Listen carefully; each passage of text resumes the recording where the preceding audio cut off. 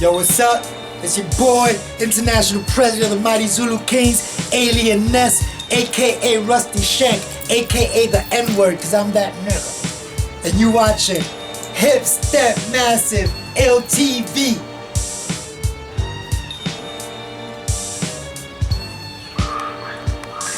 BX style, Alien Ness, MZK coming to you live and direct. Yes, all the way from NY to where you lie. Peace, Hotep King, Alien Ness, respect. Thank you for the blessings and the gifts that you bring to our people. That's yours. Blessed, thank you very much. I'll cherish this, brother. Respect. Wow. Doesn't get higher than this in hip hop from the God itself.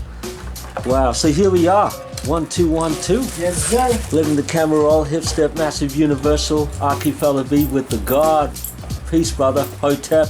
Ness. Peace. New York City BX. Shout out to all my people down under. Wow. For the people down under, all the new B-boys and all the people representing the 5 elements in Australia. Let's get a bit of history first. Well, I'm a first generation hip hopper, third generation B-boy. I say first generation hip hopper because I've been involved with hip hop since before hip hop was hip hop. It wasn't something that you did as a fad. It's something that was just all around you. So you was either with it or you wasn't. You know, we didn't even say hip hop. You was either down or down by law or you wasn't down. You know, so if I met you and I wanted to describe you for somebody and somebody wanted to know if you was hip hop, they'd ask me, is he down? I'd be like, yeah, he's down, or he's down by law. So since the beginning, I tried a little DJing at the age of 12. Had a little DJ equipment, nothing big. Everybody used to write on walls, I tried that too. And then around 1982, I got into the breaking for fun.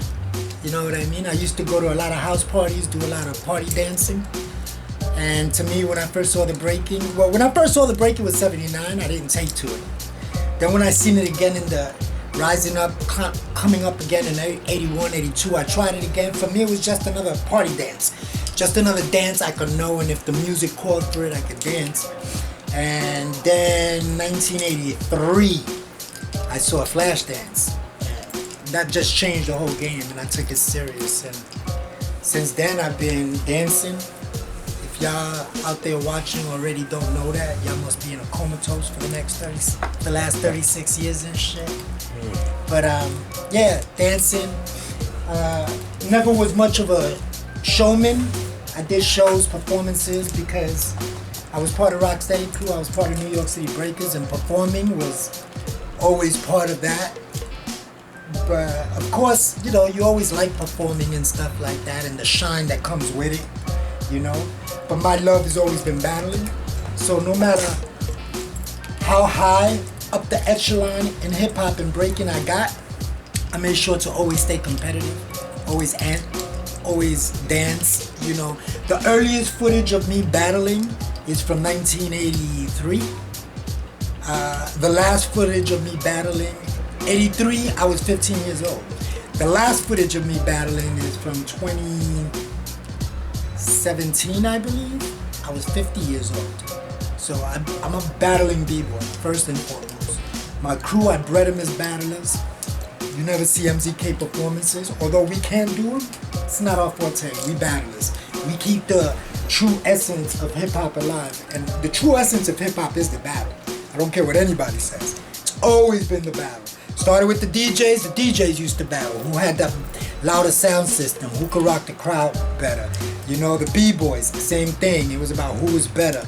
MCs, same thing. This whole quote-unquote hip-hop culture is basically battle culture.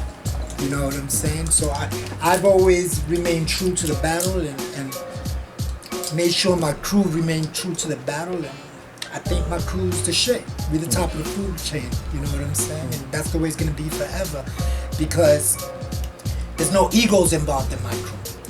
You understand what I'm saying? A lot of crews fall apart because once the main guys start to get old or start living different lifestyles, the crew kind of like disperses.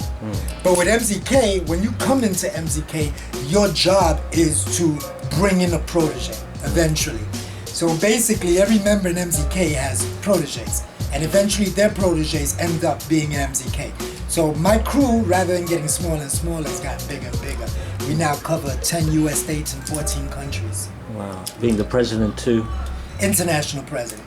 Wow, respect. And Zulu King. Doesn't get higher than that in hip hop. Doesn't get better than that. Wow, Doesn't respect get to better that. than You know Thank what I'm you. saying? The only thing that even comes close to that is Rocksteady Crew, because they still kicking it hard with tradition. You understand what I'm saying? As well as Dynamic Rockers. You know, Glide is really good friend of mine. That's my brother, my heart. I love him to death.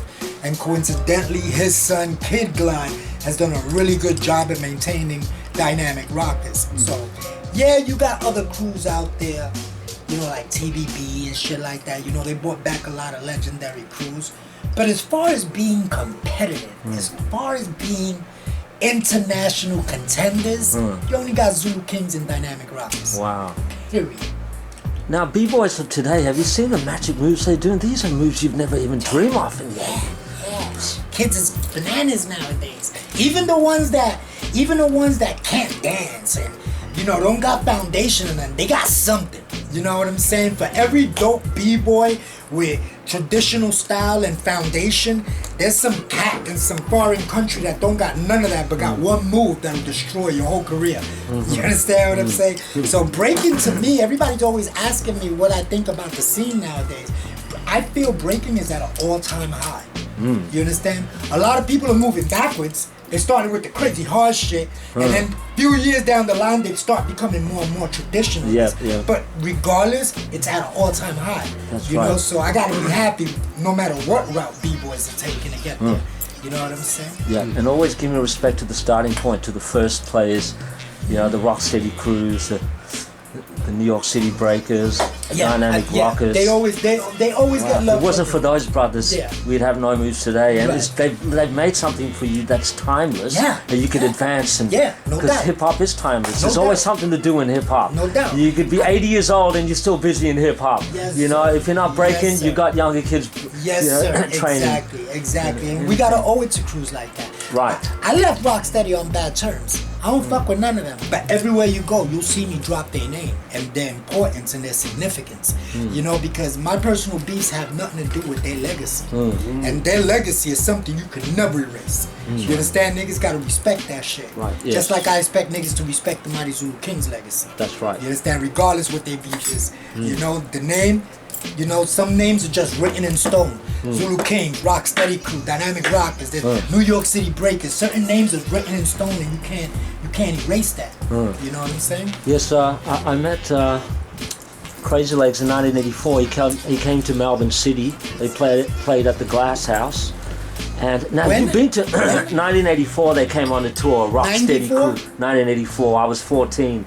Yeah. And 'Cause wow, we went back there in Yes. 2003.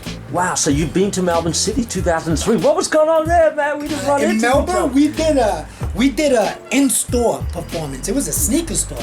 We did an in-store performance and we judged the contest. Coincidentally, it was the first time I saw Fresh Socks Right. from Melbourne, and I was like, wow, these guys is ill because they got their own thing and they crazy, but you could see the foundation in what they do. Right. You know, I always say, in order to break the rules, you gotta know the rules. Fresh Socks breaks all the rules, but they know the rules. So they do it correct, right and exact. You know what I'm saying? That was the first thing that, you know, that I noticed about them cats, how ill they was. But still, you could still see the hint and trace of authentic b-boy in what they did. That's right. You're Yes. welcome. Wow, brother. So Melbourne City. Yes, that's good. Yes. No. And now health isn't very important. We got to watch what we're putting in our body before we do all these great moves. Yes, so health's important. What's your favorite food, by the way? What Okay, What makes I'm you? gonna be honest with you. Kids, do not try this at home. Right. I have never been the healthiest cat out there. Okay. I smoke cigarettes. I like to I like to smoke THC, you know what I'm saying? I drink sodas, that's bad Jalo. for stamina. I eat pork, I eat fast food. You know, I don't have a great diet, and my lifestyle is so busy Right. that I don't even find the time to train and work out. So everything everybody's ever seen me do has been me reacting to rhythm. KD's right here. KD has watched me dance for years. KD probably can't tell you if you've ever seen me practice, stretch out, warm up, none of that. You play the music and I was ready to go. Right, You understand? Not everybody's like that. And I don't recommend it to everybody. I recommend my students eat right, take care of their body, stretch on a regular. I don't like stretching. It works against my style. That was a choice. It wasn't that I was lazy or nothing like that. It totally works against my style. I would not dance the way I do if I was stretching. You understand what I'm saying? Yes. It's, how can I explain it? It's like a rubber band. You know, if I hold the rubber band like this and I pluck it, it's all loose and wobbly. That's the way my footwork looks if I stretch out and my muscles loose. Now you take that same rubber band and pull it like this and twang it, it's like twang. That's my muscles when it's tight. So when you watch my footwork, everything snapped, everything, because it was like a stretched out rubber band. It wasn't loose. That's why I say stretching worked against my style. But again, kids, do not try this at home. You can hurt yourself. I've injured myself many times. I think 1 out of every 10 battles I did, I injured myself. So I don't recommend it. I'm just saying what worked for me. What worked for me is not going to work for everybody else. You know what I'm saying? But I suggest people eat right, take care of themselves. You know what I'm saying? If you're going to be my B-boys that break and compete, I try to keep them off the cigarettes. I try to keep them off the soda. You know, anything that's going to kill the stamina, anything that's going to deteriorate muscle. You understand? I try to tell them to keep away from that. And they get mad at me because I eat, drink everything. You know what I mean? And smoke everything. But I always say, do as I say, not as I do. I have a little dream. Not really a dream. Imagine like, you know, 2 countries said, listen, we're not going to have a nuclear war, we're going to have a b-boy battle. I had a dream once, it's, you know, hip-hop, what you've done to the people, you brought people from all backgrounds together, just watching you and your crew, that's just a gift. You know, look what hip-hop has done. It's made people from all nationalities. I say we're all one. Well, if breakers went to war like that, like if it was like breaking as opposed to a war, I'd have to fucking coach that team. I'd have to be the general for that. We got too much on the line. You know what I mean? You could easily do, You know, and battles is like, you know, my money. I don't lose it. You know what I'm saying? Now, what else we got? We got other boxing and other stuff. I'm a big boxing fan. I've never boxed, but I've coached, I trained. I got a good eye for it, you know. I'm a hell of a corner man. You know, you put me in your corner, whether you're boxing or breaking. To me, I find parallels in both boxing and breaking. You know what I mean? Even when I talk and I'm in a corner with one of my students and they battling, I speak in boxing terms. You know, quick jab, stick and move, little things like that. I apply it to breaking because at the end of the day, breaking is a battle. It's a confrontational sport, right? So then it's no different than fighting. It's no different than going to war. You understand? A lot of my tactics that I've used is based on war tactics. Right. You understand? It's hard to. I'll give you an example. One of my students, Pico Naja. Like capoeira? Nah. No, nothing. Cut. Never heard of him. What neighborhood he's from? Hey, what's that dance here? Anyway, let's go on. Like, I'll give you an example. In war, if you're going against another army, one of the best things to do is to knock out their resources. Right. You know, if you could blow up an army's armory, they no longer have weapons. Right. So I always look across at a b-boy crew. If I'm battling a b-boy crew, I look at the crew, and because all faces are recognizable nowadays, I can see which one is the armory. How do you study their weakness? Huh? Do you? On the spot. Right. The people show you their weakness. People show you their weakness. Everybody always wants to come and do what they do. I have, just like boxing, I have a gift of finding the opening. Once I find your weakness, I'm going to exploit it. You know, all this is written in my book.